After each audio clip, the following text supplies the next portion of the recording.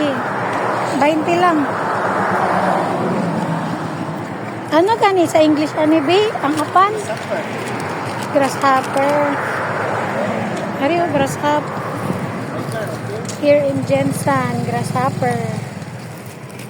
For sale. Kinakain dito yung grasshopper. Asa na ninyo nakuha ang ang apan?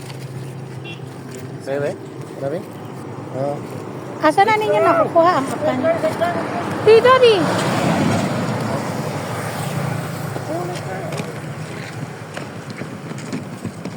Ah, 20. Eric, ah? It's a grasshopper. Be.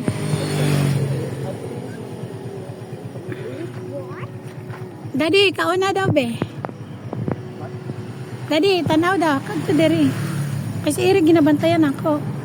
Duol ba? Duol. Lame? Lame, be? Masay lasa? Be. Papak patilaw, ana.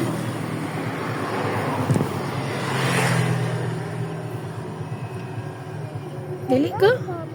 Try mo lang.